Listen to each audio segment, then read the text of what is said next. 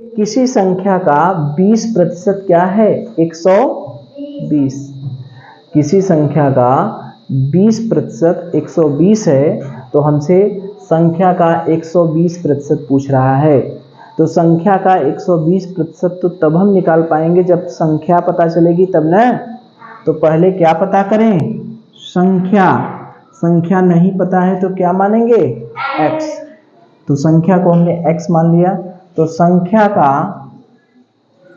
कितना प्रतिशत दिया है? 20%। कितना दिया है? संख्या का 20% कितना दिया है? 120। तो ये हो गया 120।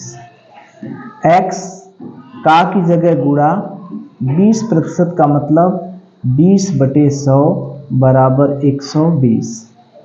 अब x को हम इधर रहने दें, उसको पक्षांतर करें तो 100 ऊपर जाएगा और 20 नीचे, चूंकि नीचे वाला ऊपर, ऊपर वाला नीचे, भाग वाला गुणा हो जाएगा, गुणा वाला भाग, यानी 120 100 भागे में है तो यहाँ पर क्या हो जाएगा? गुणा में।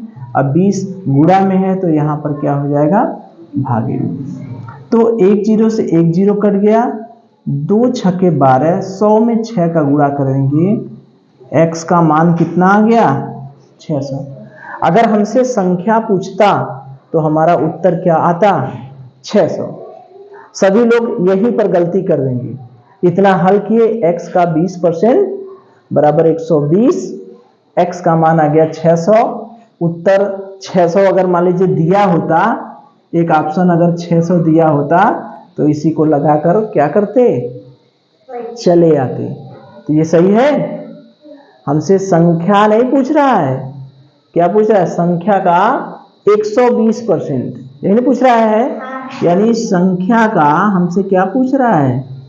संख्या का 120%। संख्या क्या हमारी है? 600। का मान मतलब गुणा 120% का मतलब 120/100।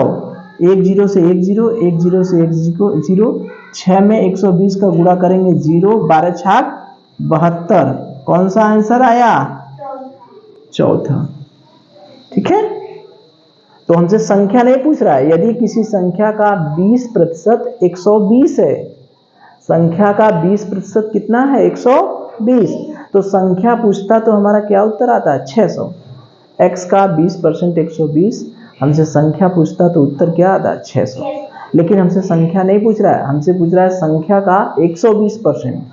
तो हमें संख्या नहीं पता था तो हमने संख्या x मान लिया, उस संख्या को निकाले, उसका मान आ गया 600।